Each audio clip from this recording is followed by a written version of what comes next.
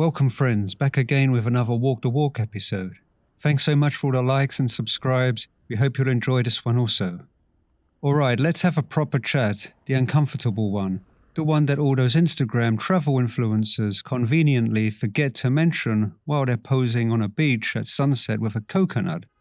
Leaving the UK sounds brilliant in theory, cheaper living, better weather, escaping the grind.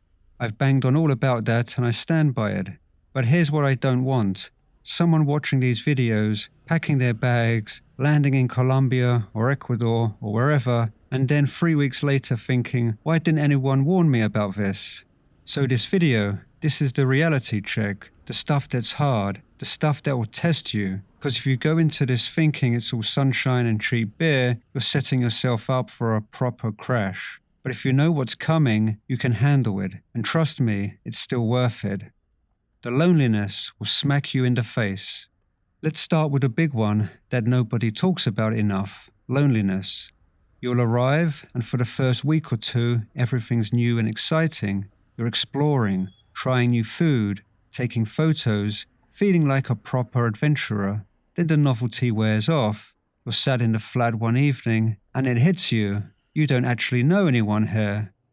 Back home, even if you weren't Mr. Social, you had your people, your mates you could text to go out for a pint, your family popping round unannounced. Even just familiar faces at the corner shop or the bloke you'd nod at on the bus. That social fabric you didn't even realize you were wrapped in, gone. And making friends as an adult in a foreign country is hard. Properly hard. Everyone already has their circles. You're the outsider who doesn't quite get the jokes, who speaks the language like a toddler, who doesn't know the cultural references, and that can be really isolating. I remember my first month in Colombia.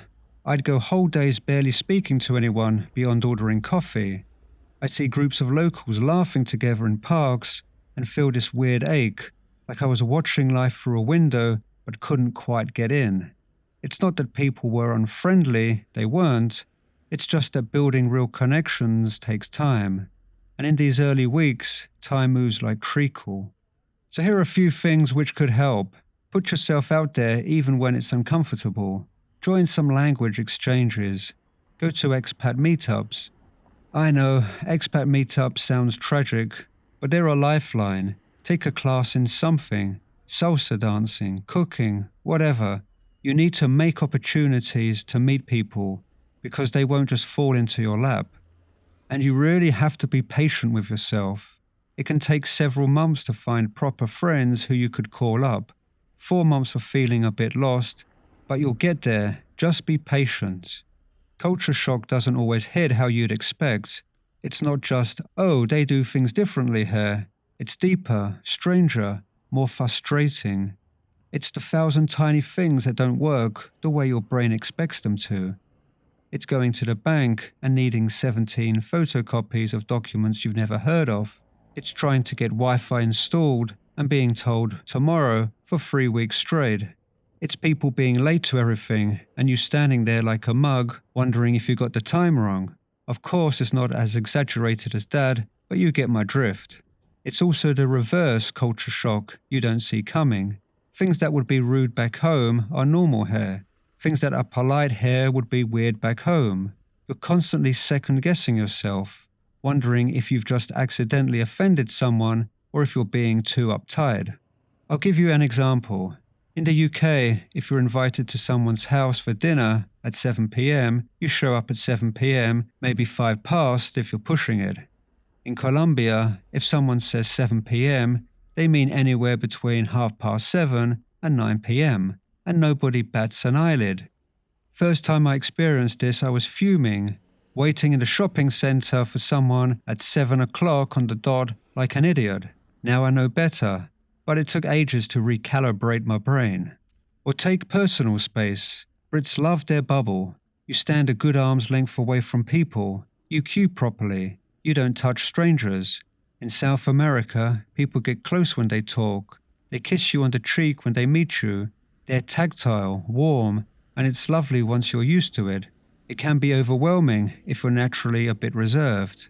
The key is to let go of the right way to do things, because there isn't one.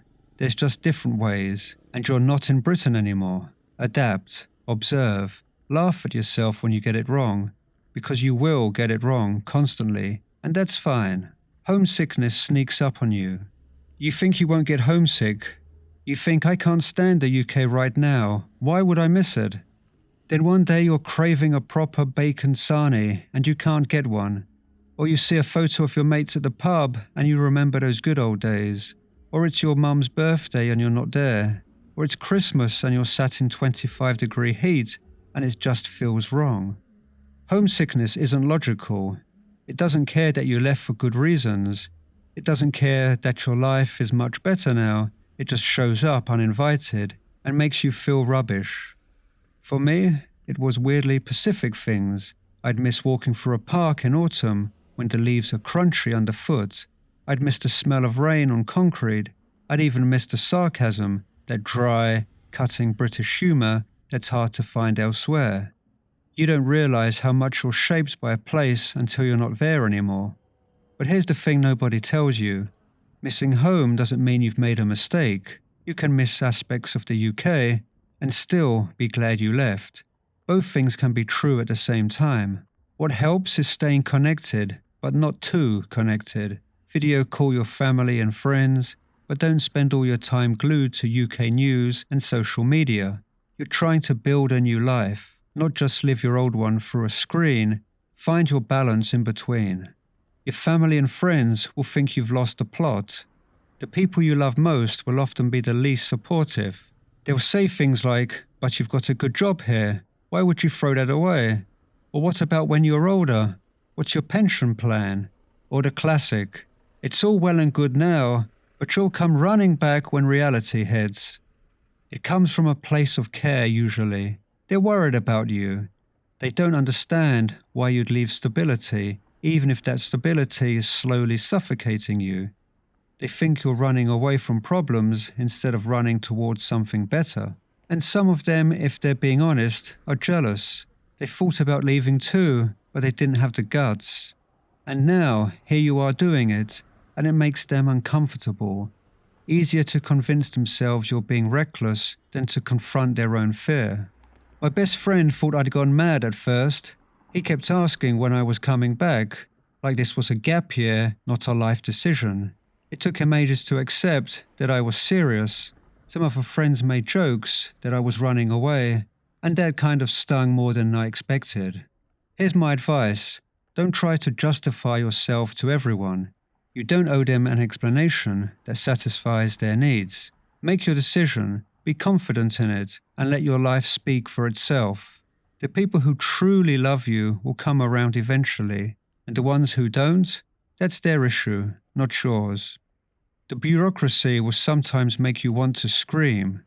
Oh, and the paperwork, the endless soul-destroying bureaucracy. If you need to open a bank account, bring 12 documents and come back next week.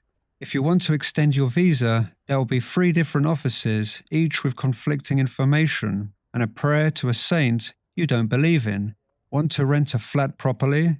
Good luck understanding a lease written in Spanish jargon that even locals find confusing. It's maddening, it's inefficient, and you can't just bulldoze through it the way you might back home because you're a guest here and the rules aren't built for foreigners. I once spent an entire day trying to get a simple document notarized. I went to 3 different places, got sent in circles, and ended up almost crying with frustration in a government office. And you know what? That's just part of the deal. So try to go with a local whenever possible. You'll learn to be patient. You'll learn to smile and nod even when you want to flip a table. You'll learn that sometimes no just means not today, and you try again tomorrow. It's character building in the most annoying way possible. Some days you'll just want to quit. Let's be real. There will be days when it all feels like too much, when you can't understand what anyone's saying, when you're just sick of rice and beans, when the Wi-Fi's been out for 3 days, when you're tired of being the foreigner who doesn't quite fit. You'll think, what am I doing here? I could be back in the UK right now, central heating and Tesco and people who speak English. And that's normal. That's not failure. That's just the hard bit. Because here's the truth. Nothing worth doing is easy all the time.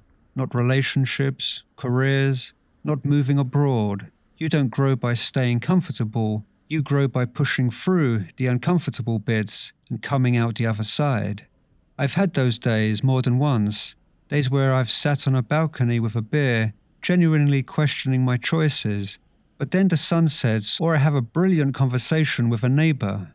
Or I remember that I'm paying a third of what I pay in London for a better quality of life. And then it clicks back into perspective. But here's why it's still worth it. So why am I telling you all this? To put you off?